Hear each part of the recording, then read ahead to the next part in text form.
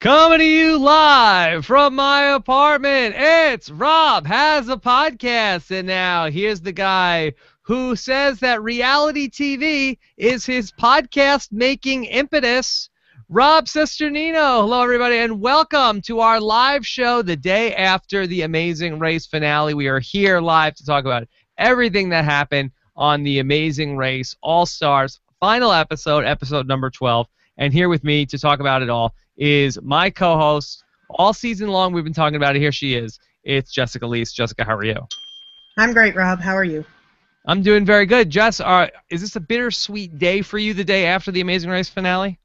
Yeah, it's kind of like everything's winding down now. And I'm kind of sorting out how I feel about it all.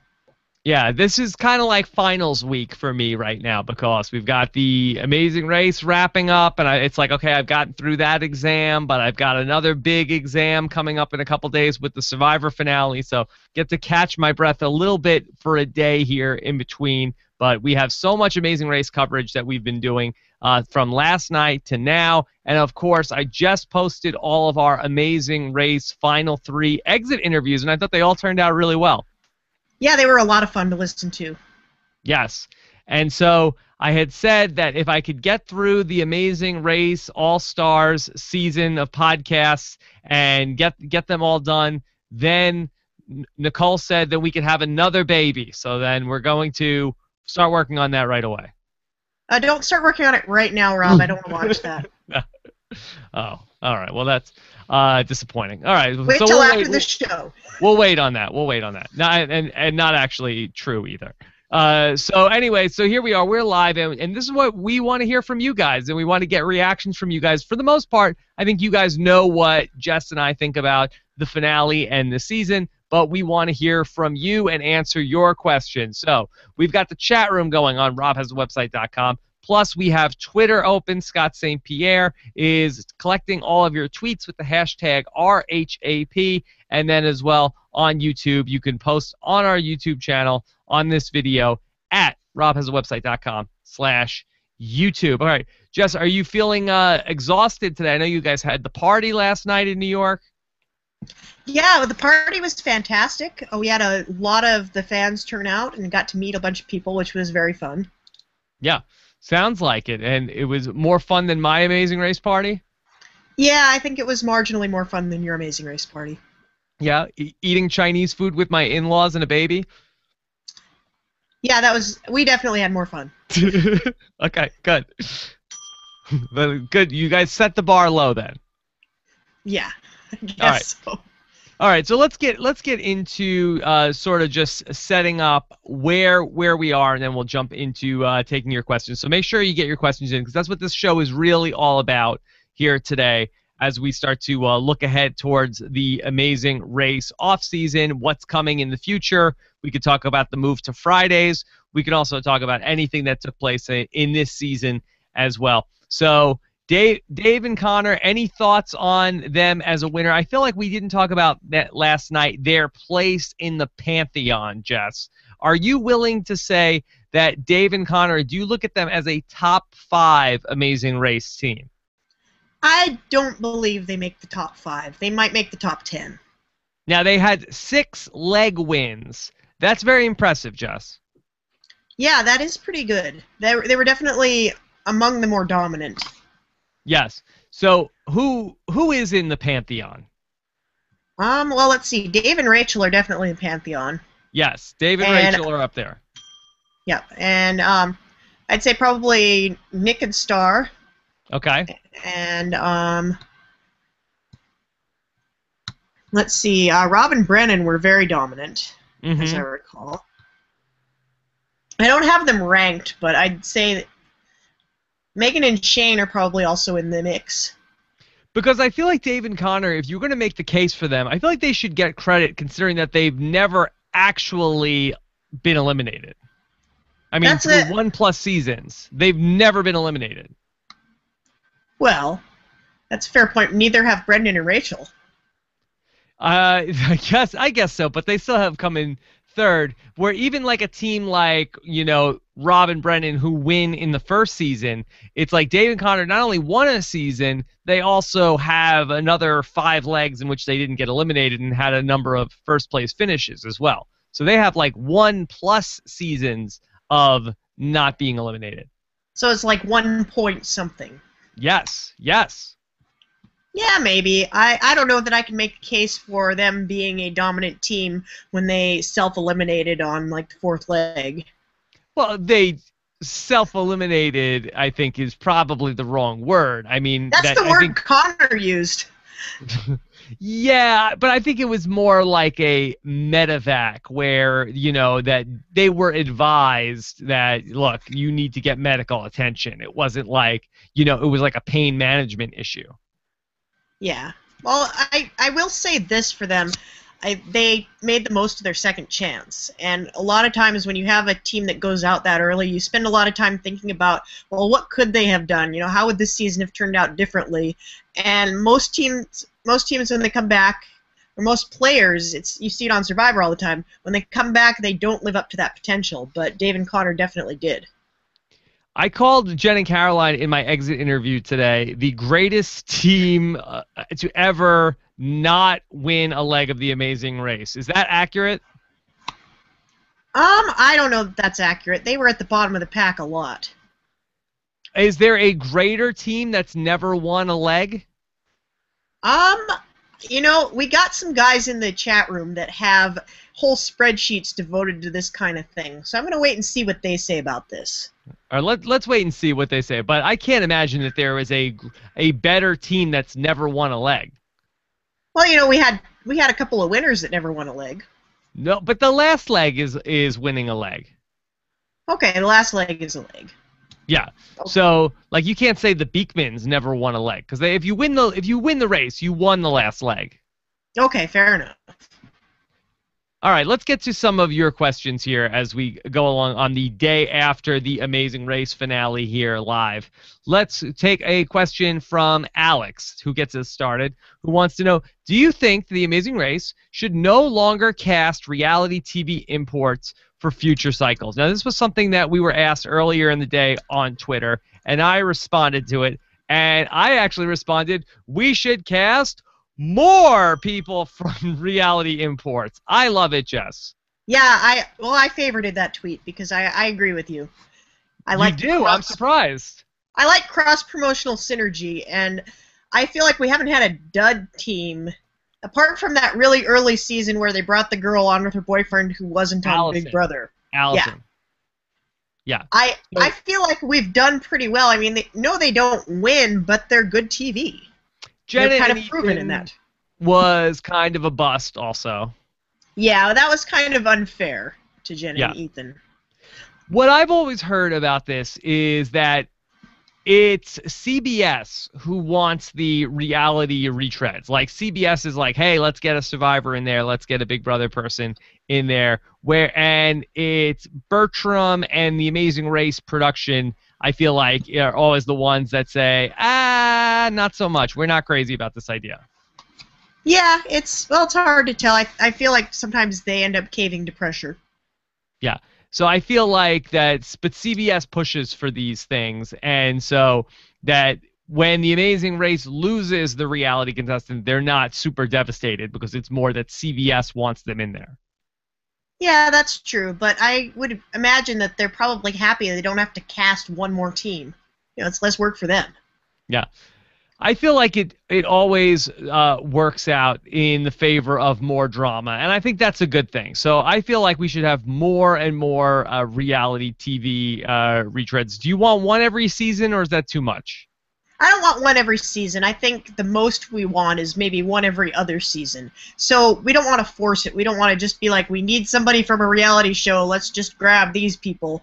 We want it to mean something. We want them to be actual, people we watched and enjoyed, or, the opposite of enjoyed. Is there anybody on your radar right now that you feel like the Amazing Race could use this person?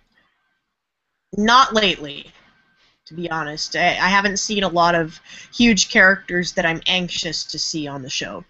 How about Tony Vlachos? Haven't we gotten enough of Tony? Not yet. Not yet. I don't think so. If Tony and Spencer were a team, I would definitely watch that, and I would probably root for them. But yeah. Okay, let's take D teaches ESL wants to know, are Connor and Dave over the U-turn? They retweeted a few mean tweets regarding the Brenchels. Why? Also, I too agreed with what was mentioned last night in your podcast. I wish they wouldn't have shown Dave and Connor whining so much. Now, this is a person, and I'm going to go out on a limb and say that D teaches ESL is probably a Brenchel supporter. And there's been a little bit of, I'm not sure if we're in an echo chamber or not, but from our vantage point, it feels like there's been a lot of people who have been pro Brendan and Rachel and less people. I feel like in comments and whatever, I feel like it's been about 70-30 people supporting the Brenchel side of this argument as opposed to the Dave and Connor side of this. But just, do you feel like, are we in the echo chamber in the reality TV podcasting world where outside of this world, is it much more lopsided in favor of pro Dave and Connor? Well, the funny thing was, in the bar last night, I felt like the atmosphere was overwhelmingly anti-Brenchel. Why? Like, people were booing them, and I don't know, maybe there were just a couple of really loud people, but it seemed like more people were rooting against them than for them. But I don't know that that necessarily translates to anybody rooting for Dave and Connor, because I didn't really get that sense either. I feel like the Amazing Race superfan doesn't like Brendan and Rachel. I feel like it's almost like this is like a political issue where we have to like look at like the breakdowns of like the different parts of the party. So I feel like the Amazing Race superfan is not crazy about Brenchel. The casual Amazing Race fan that also watches Big Brother is supportive of Brenchel, and the casual Amazing Race fan who doesn't watch Big Brother is supportive of Dave and Connor. Well, I think it also depends on what media you take in. Like, I feel like the RHAP universe was very pro-Brenchel, except for a few very vocal, But I think a lot of the people in the Robin's Podcast audience consume all of these shows. So I feel like that if you are a Big Brother consumer, you are probably it's probably the Venn diagram of Big Brother fan, Amazing Race fan, and then if you're in the middle and you're in the intersection, then you were probably pro Brendan and Rachel. Probably, not everybody, but for the most part. And if you were an Amazing Race fan and had not been exposed to Big Brother, then you were probably a Dave and Connor supporter. Yeah, I think that's generally true. I had a couple of friends. I made my best friend watch this season. She had never seen The Amazing Race before. She'd never seen any of the reality shows, and she came through it very, very anti-Brenchel, not knowing anything about who these people were or where they came from. Okay. It's an interesting discussion. I'm not sure if we answered the last question, but I guess the question was, are Dave and Connor still bitter towards Brendan and Rachel? Well, you can listen to my exit interview with them, but pretty much they said that Brendan and Rachel would not be getting a Christmas card from Dave and Connor. Yeah, I don't know if they sounded bitter. They just sounded like they're done with Brenchel, which was kind of the overarching sentiment at the end of their first season, as I recall. Yeah, no, I didn't think that they came off as bitter either. I'm just saying that that's pretty much what they said about Brendan and Rachel. That they said they were not big fans of theirs. Yeah, there's a spectrum. There's the hugging and Christmas cards, and then there's the we hate them and we're still have it out for them. They're somewhere like over here. Yeah, but for the people who are the anti-Brenchel, like, of the 4 reality TV seasons that they were on, they were by far the best behaved of any of their seasons on this season of The Amazing Race. So this was a pretty neutered version of Brendan and Rachel this season. They were far and away on their best behavior that we've ever seen from them before. Yeah, I would say I think that was one of the reasons that people seem to think we're unfairly biased in favor of Brenchel, because we're giving them a lot of credit for not being themselves. Yeah, just to give you the Brenchel bad behavior power rankings, I think it goes Big Brother 12 is probably the worst behaved Brenchel season, then probably Amazing Race 20, then probably Big Brother 13, and then Amazing Race 24. So what you're saying is they learn from their mistakes. Yeah, actually, Big Brother 13 was actually after Amazing Race 20. Was it right? Yeah, they had won Big Brother before they came onto the Amazing Race. Yeah, but yeah, I think yes. that's right. Okay. Yeah. Let's take another question here. This is from JJ Rules 07. First of all, congrats to Dave and Connor for winning the race. First question, can we consider this final leg as a Jamarcus Russell type final leg in which all the seasons that we can consider as Tom Brady? Would you prefer a final leg that visits a country, then the final city, like in early years, or stick with just hitting to the final city? So basically, we're making a football comparison from a guy who's a very, very good football player to a guy who is a not good football player who's out of the league. And do you like it only being in one city in the finale? Well, I think the difference between having it in two cities on the finale and having it in one city is the fact that we only had an hour. Usually the finale is two legs kind of sandwiched together, and the penultimate leg is in another country, and then the final bits are in the American city where it's going to end up. So I don't think that this format is any different from previous seasons. Yeah, but typically the 2-hour finale, I think, makes it feel more epic, whereas I feel like it would almost be like if you started the Survivor finale this week and you were already at the final 3. You know what I mean? Yeah, I know what you mean. And I think like the one time Survivor tried to do that, it was really bad. Yeah, but that was at the height of its popularity and height of like milking things. So I feel like that this was just, it didn't have the gravity of the typical Amazing Race finale. Yeah, and I like that. I like having more teams in the mix on the very last night. Yeah. Okay, let's go to Zachary Zarnett Klein, who says, question, did you miss not having a memory challenge at the end of the race? Jess, did you miss this? I felt like last night you were like, that you almost were saying like, oh, this is good because it was making it, keeping people on their toes and they can't prepare for a memory challenge because they don't know if they'll have one. Yeah, I think we can't have them every season, or people will just come to expect them, and it kind of takes the fun out of it. But why not? I mean, in Big Brother, the challenges are always the same towards the end. That everybody knows that okay, we're gonna do a challenge about what order was this person, the HOH, and stuff like that. Like, I just think it's part of the game. You don't feel like they should do it every season? No, I think sometimes if they've got something that can take its place, and I felt like the David Copperfield challenge was what we got instead of a memory challenge, and it was fine. It was interesting, and David Copperfield clearly wanted to be involved, and he designed that whole thing for them. It was kind of cool, and if that's what we get instead of a memory challenge, I'm totally okay with it. The more we talk about the David Copperfield challenge, I enjoyed it when it was on, I guess, as a viewer, but just thinking about it, there really wasn't much there. It was sort of like they locked you in a cardboard, in a box, but it wasn't the box that you had to get out of in a certain amount of time. You just basically were like locked in a box and had to find the right key out of 50 keys, and there really wasn't much to it. No, that's true. At least they threw them something that they had to do. But it was more like the gag was for us at home than it was for anything that they were actually had to do in the race. Yeah, that's fair. It was just like that, like, oh, we're gonna like freak everybody out at home that we did this magic trick. But it was like, okay, for the people that were in the race, it was just them. Like, they didn't actually pick a lock, right? I was unclear on that, but you might be correct on that. They just had to, like, here's a key ring, and you have to find the right key and then open it. And so none of the racers actually performed a death-defying stunt. Like, it was a trick. Yeah, I mean, nobody was going to tell them they got it wrong, I guess. You've got a point. It was kind of just treading water. If David Copperfield had yelled at them and made them do it over and over until it was perfect, then we're on to something.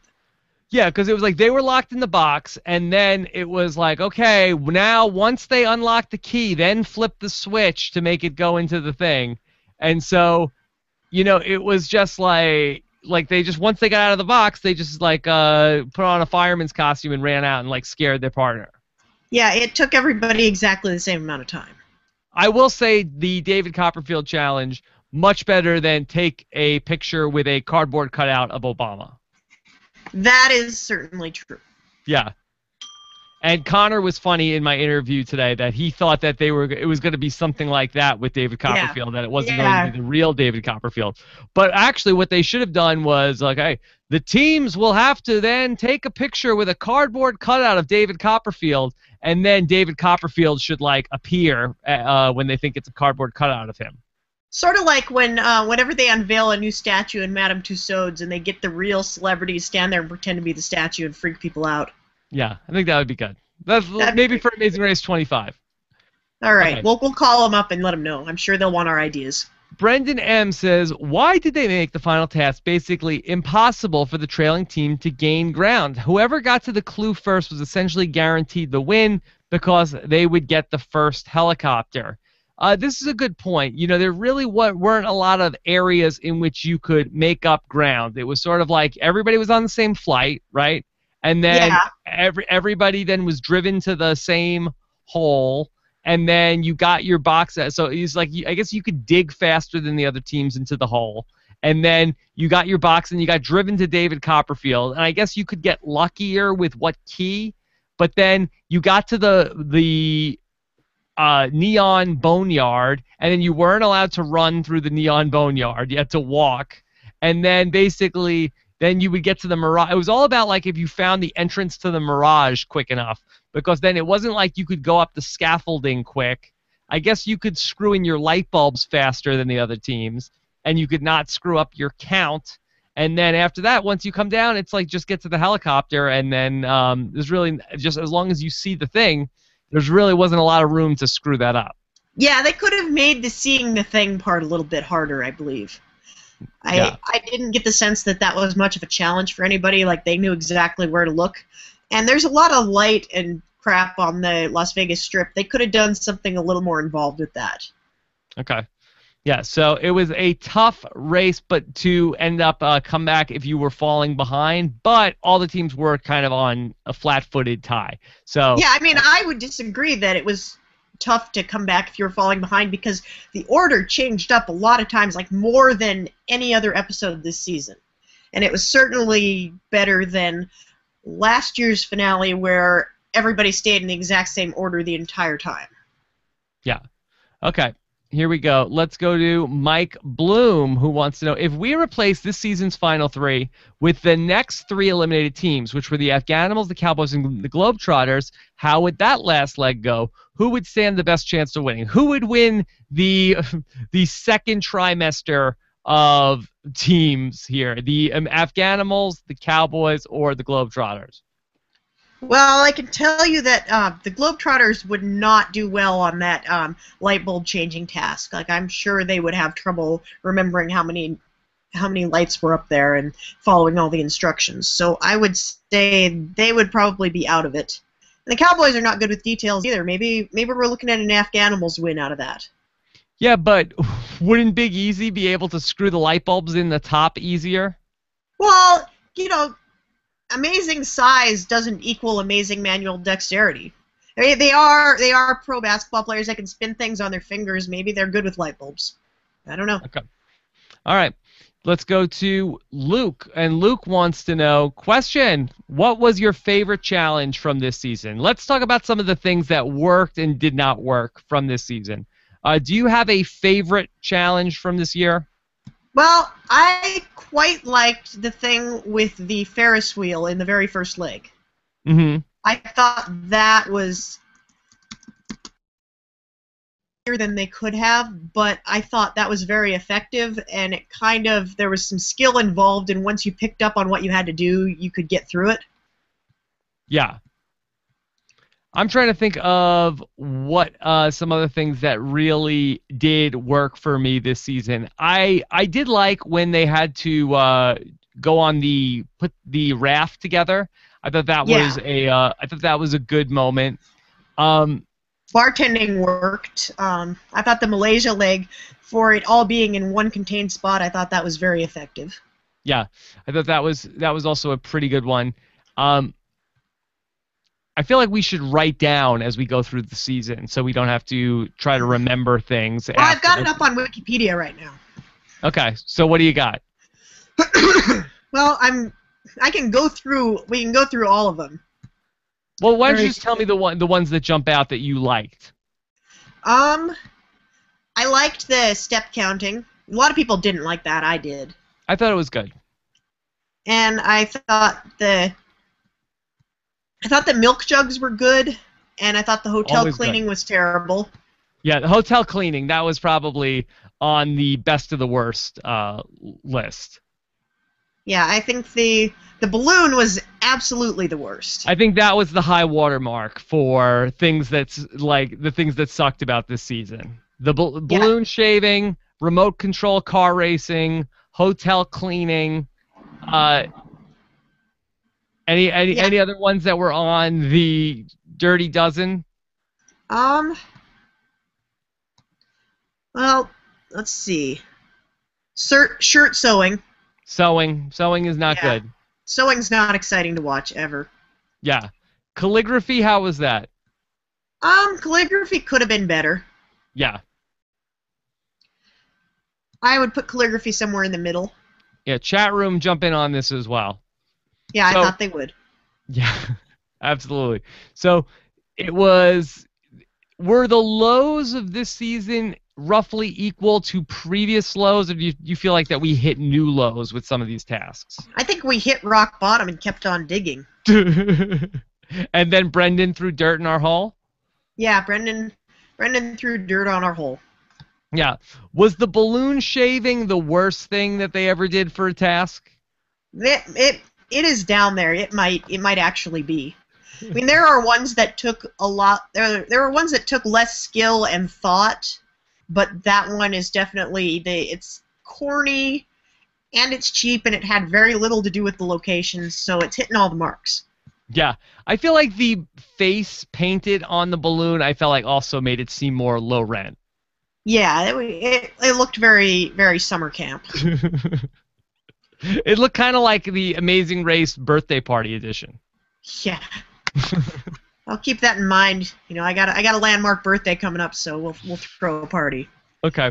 Let's go to Mr. Air Sonic. And Mr. Air Sonic says, fun fact, Brenchel are 2 of 3 racers to ever make it to the final 3 twice. The first being Eric from season 9 and 11. However, they're the first team to make it to the final 3 twice. This, in my opinion, just proves how strong they are. So, in the power rankings, who is higher, Eric Sanchez or Brenchel? Eric was a much more dominant racer. Like, they pulled so many first places his first time out, and then he came back with Danielle, and everybody hated him, and he just kind of fed off of the hate, and they ended up winning. Yeah. So who knew there was something that Eric Sanchez and Brendan and Rachel have in common? They probably have many more things in common than that. I think they travel in the same circles. There you go.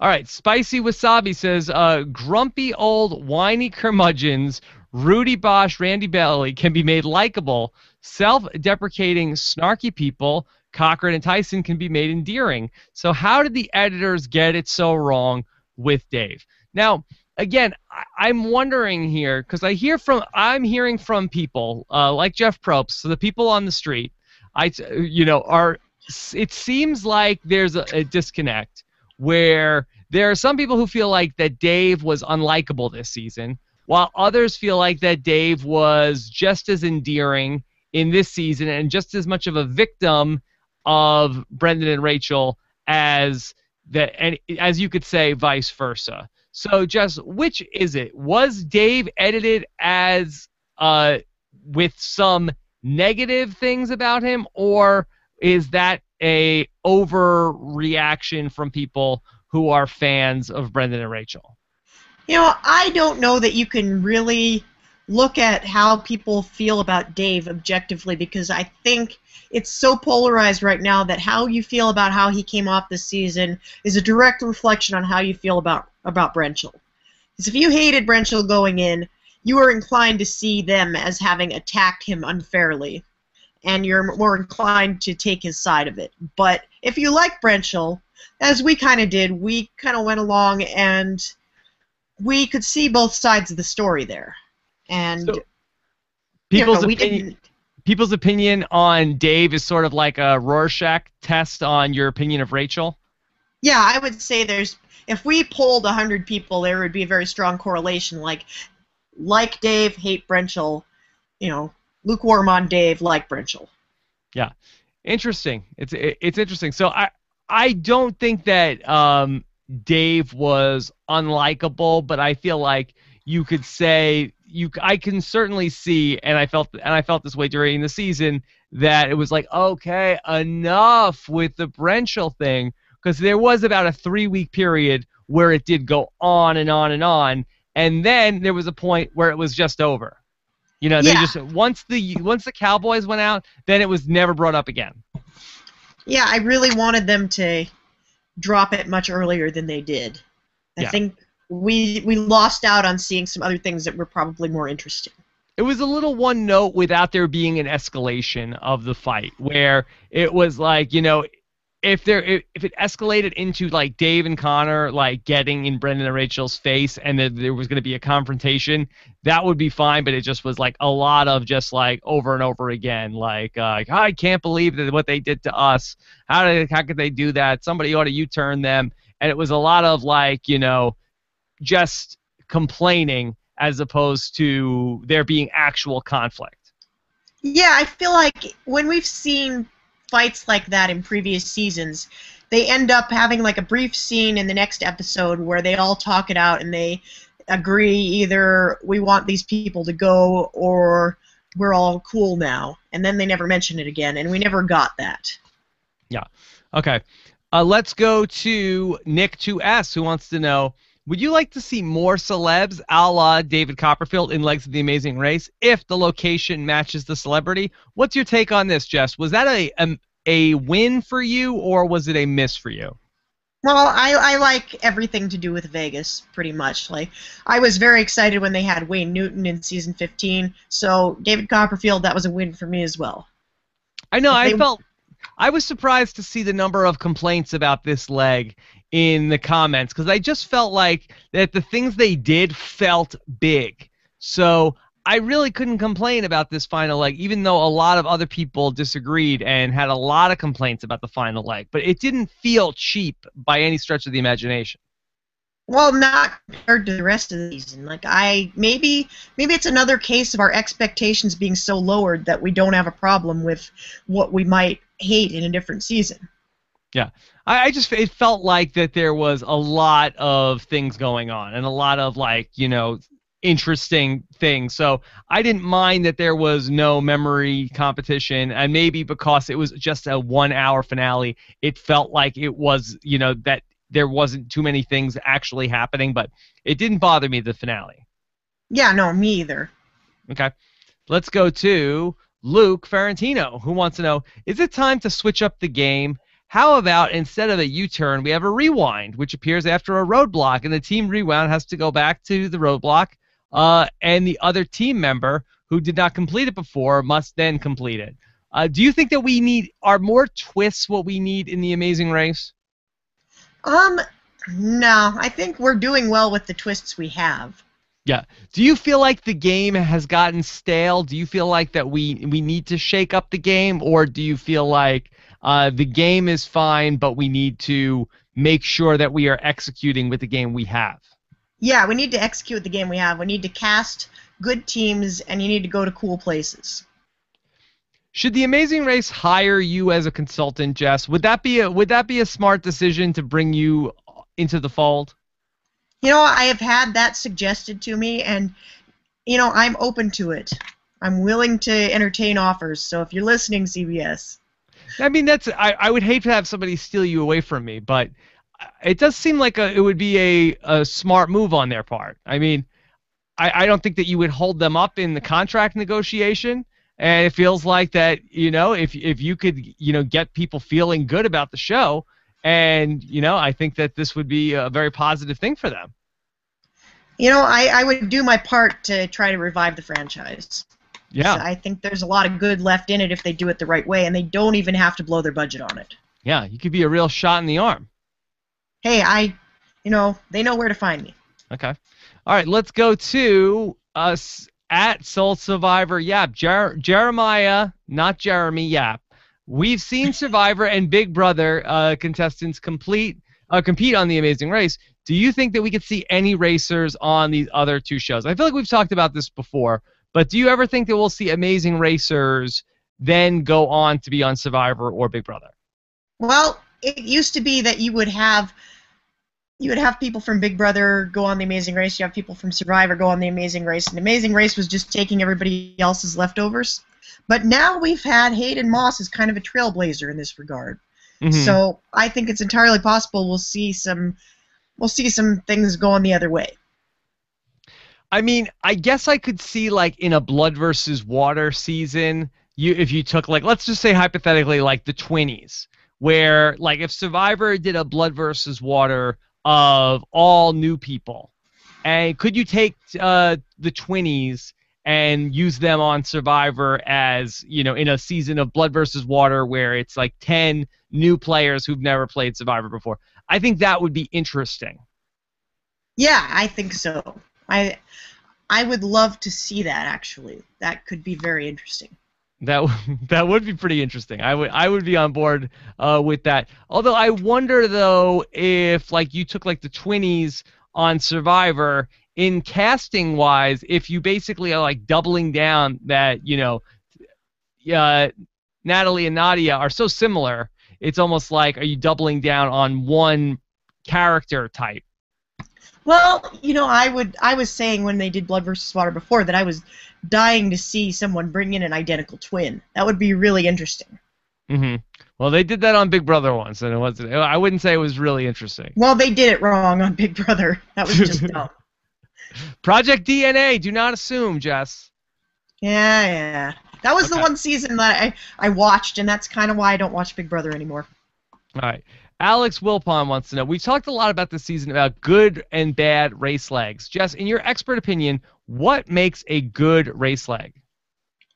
I think a good race leg is a leg that gives everybody an opportunity to mix up the order a lot. I think there needs to be tasks that appeal to a lot of different skill sets, and it shouldn't be a foregone conclusion at the beginning of the leg who's going to end up winning it. Okay. And then, is there anything that can be done to save a bad leg? I think they need to stop putting two groups on two different flights and having it be segmented out, because I think that's the number one thing they could do to make it less terrible is bring everybody together and make sure that the people in the back have at least a fighting chance. See, because I feel like most people complain about that, where it's like, oh, now they let everybody catch up to one another. But you think that helps the show? Well, I think when it goes the other way to totally screw somebody, it ruins it. I think that you need to bunch them occasionally. You don't need to do it all the time. You don't need to do it before every task, but you do need to do it often enough that someone doesn't get totally left in the dark. And I don't like that in recent seasons it's become this trend to kind of penalize people for getting on a flight that's already been predetermined for them. Okay. Let's go to Jeff Adolfson. Hey, Rob, what do you and Jessica feel about the Friday nights next season? Do you feel like it will be the death slot to end the show? Well, Jess and I talked about this on the RHAP show last night, and I was more bullish about this than Jess was. Jess, have I convinced you that Friday night is not going to be the death of the Amazing, or I shouldn't say that. Jess, have I convinced you that Friday night will not be the cause of the death of the Amazing Race? I think you have caused me to stop thinking it's definitely going to kill the show. I don't know if I'm totally on board with this yet, but I'm willing to give it a chance. Yeah. A new show premiering on Friday night, that's a tough night to launch a show. But again, that you're not going to be comparing it to the shows that are on the rest of the week. You're really just going to be comparing it to the shows that are also going to be on a Friday night. And The Amazing Race is coming in with a very established and dedicated audience, which will follow it to Fridays. And I think it has a great chance to do well on Friday night, because on a Sunday night there's so much on TV. It's so much competition. Whereas on a Friday night, the competition is going to be a lot less fierce. Amazing Race could get stronger on a Friday night even. Yeah, I think that's totally possible, and we'll pick up a lot of people that don't have anything better to do on Friday nights. Yeah. My main concern is that I feel like Amazing Race will succeed on Friday night, and they say, hey, let's put Survivor on Friday night too. And then we end up with a whole 2-hour reality block, and it ends up just basically completely shifting my work week from during the week to just completely on the weekend. And that's going to be a very, very tough thing for me to work around, but I won't be selfish. I just want the shows to do well. Yeah, we want the shows to do well above all else. If it ends up turning Rob into a broken man in the process, that's not ideal, but... Yeah, it would make things very complicated. It definitely would. Okay. Here's a question from Luke Ferrantino. Which team surprised you the most in their performance this time? Well, that's a really good question, because I feel like there were a lot of surprises. Okay. Who were the biggest surprises? Give me the surprises. Well, I was surprised that the Afghanimals were not obnoxious. Yes. And Brendan and Rachel definitely surprised us. Yeah. The Twinnies surprised me in the wrong way. Wah, wah. Wah, wah. And I would say the Cowboys were another team I was going in. I didn't want to root for them, and they kind of turned me around to wanting them to do well. Why? What did they do that made you want to root for them?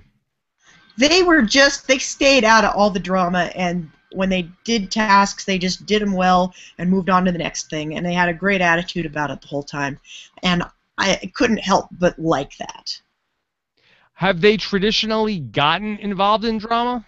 No, they never have across the board, but they are not popular with the inner circle of fans. Yeah, why is that? Because at the first finale party of their first season, one of them made some off-color remarks about one of the other contestants. Oh no. And it's kind of been bad juju around them ever since. Oh no. Oh no. Let's take a question from Mike Bloom. If this season had a fan favorite vote, who would have won? You can expand this to last season as well. Have they ever done an Amazing Race sort of fan favorite player of the season? Not one that anybody got any prizes out of. Okay. By the way, have you seen the trophy for the Survivor fan favorite player of the season? Yeah, it's beautiful. Is the bell functional? That's the question. Yeah, of course. Well, how could you have an unfunctional bell? Well, I don't know. I didn't know if it was... I would give people a bell that they could not ding? Yeah, I guess I had faith that you would give them a dingable bell. What would be the point, even? Yeah, no kidding. It's not a purely symbolic, you want to be able to just walk by it every now and then and give it a good ding. That's right. That's the reason why people will have it. Okay, so who do you think would have won the fan favorite? Is it Dave and Connor, or is it Brendan and Rachel, or is it somebody else? Of the final three, I think Dave and Connor were polling the highest. But I'm not sure. Traditionally, the fan favorite slot goes to whoever went out fourth. It's happened a lot of times, and I think the Afghanimals would have been in the mix. But, I learned from Big Brother this past season of where they had a twist, where they had a Big Brother MVP, and they had Rachel's sister in the house, and Rachel's sister won the MVP every single week. So I feel like if there was any sort of vote, I would not bet against the Brenchel supporters, because they would be way more mobilized than the Dave and Connor supporters. That is a fair point, and they would be campaigning for it. They would be especially if there was campaigning- prize money involved. Yeah, Basically, like Brendan and Rachel are like a political candidate that basically they have like their whole movement like mobilized already, and they have like the best like infrastructure out of They have anybody like that the would be. Branchel super PAC. They have boots on the ground already, ready to go, voting, whatever you need. And I just think that Dave and Connor or the Afghanimals or whoever would just not even stand a chance. Yeah, that is a fair point. That had not occurred to me. They're ready to go. They're ready to go. Okay. JJ Rules 07 says, Jess, was there anyone from The Amazing Race that went to the party? And if not, have you heard any stories from Vegas?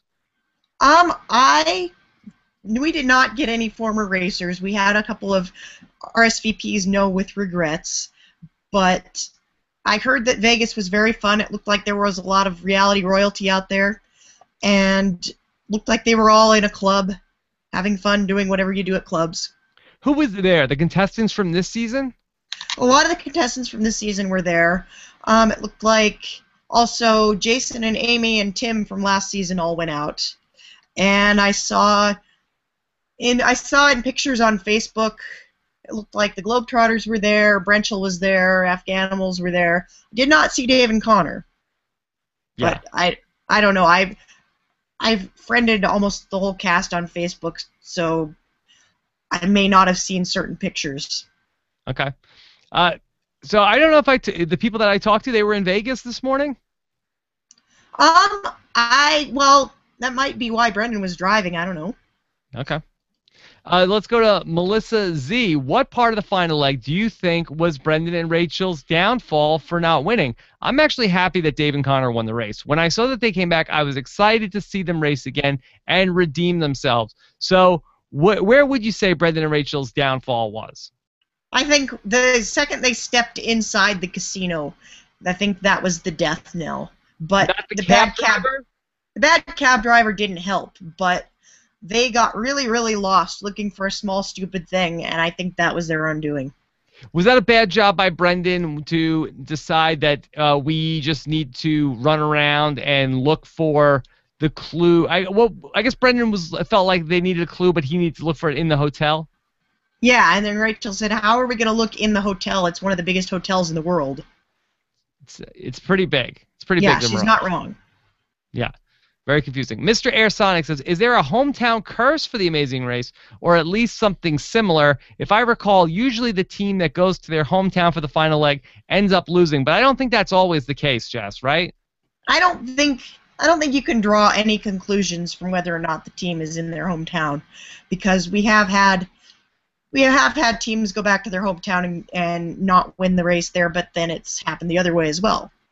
Yeah, I remember the Beekmans, right? Yeah. Did they go to New York? Yeah, the Beekmans had lived in the city for a long time, and so they knew their way around mostly. And, then we had, when they went to D.C. in the final leg, you had Bates had lived there for a while.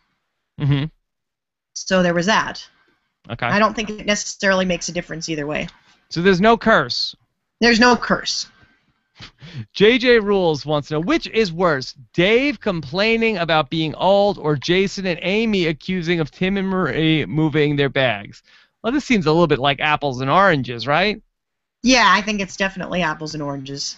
For the record, Jason and Amy complaining about Tim and Marie moving the bags resulted in Providence Amy coming out. So there was nothing wrong with that. But then they were over it. I don't think that Jason and Amy dwelled on that for a long time, right?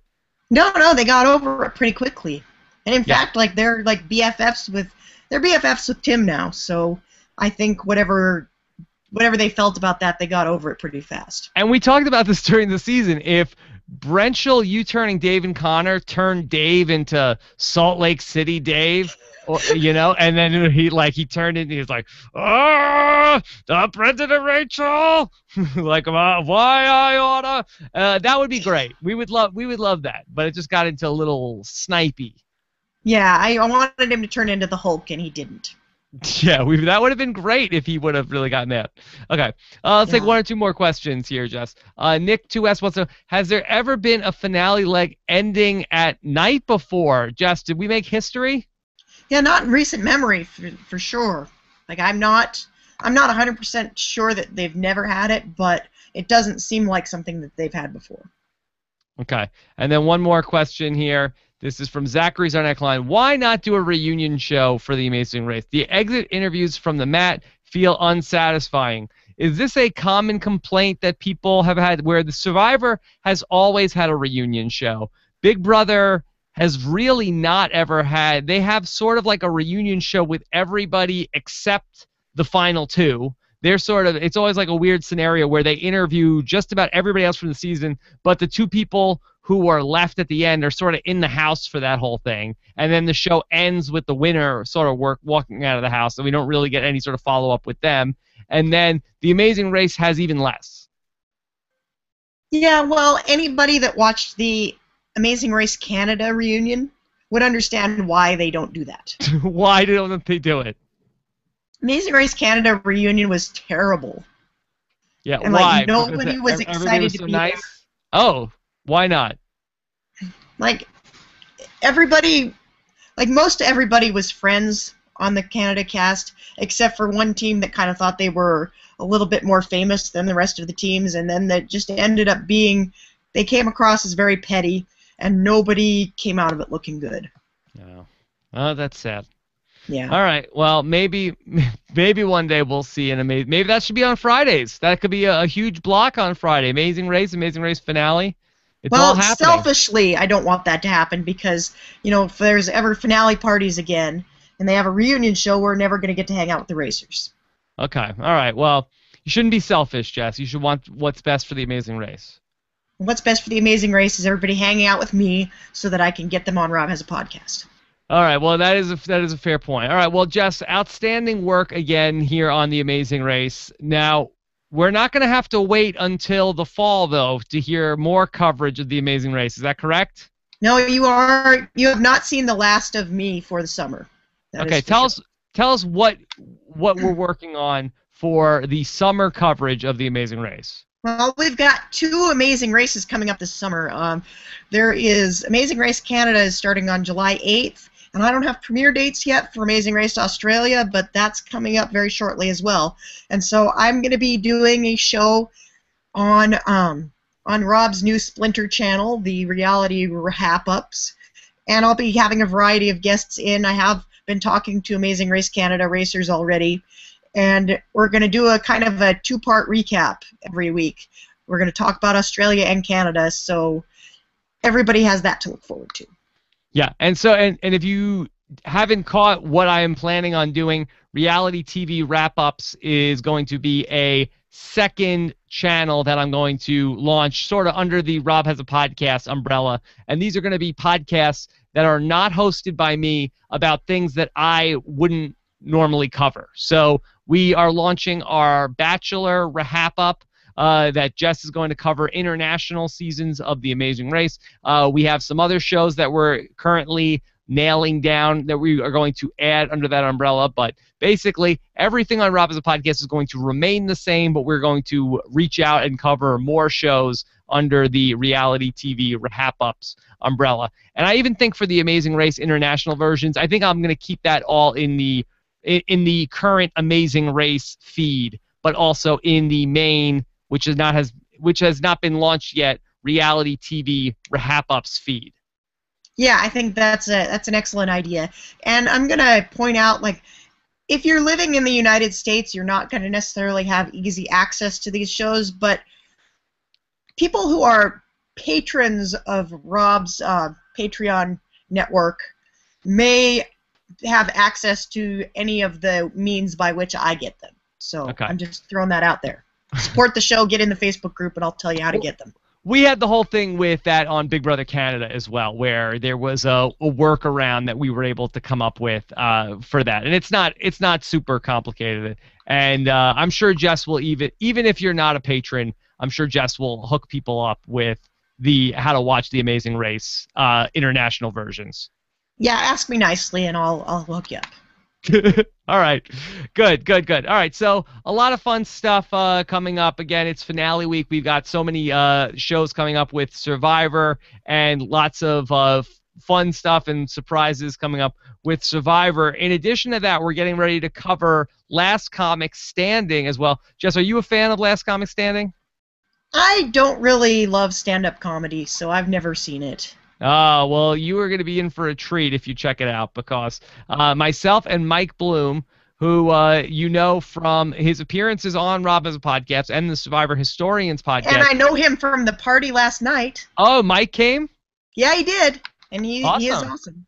Yes, and so we are going to be covering Last Comic Standing. I'm going to have a interview with the winner of Last Comic Standing 3, Alonzo Bowden, who's a very funny comedian, up on Rob Has a Podcast for you guys on Tuesday. And then we're also going to bring you some coverage of the Fox reality show, I Want to Marry Harry. Have you seen what this is, Jess? I am so excited for this. Like, this is up my alley. This is going to be a fun podcast, so I'm going to have that for you guys on Wednesday, the day of the Survivor finale. And then, of course, don't forget, we will have special coverage of Survivor Know-It-Alls after the Survivor finale at 11:15 p.m. Eastern on Wednesday night. So busy, busy, busy week, taking you all the way through to your Memorial Day weekend. So lots of stuff to do, Jess. Lots of stuff to do. You're not going to be bored.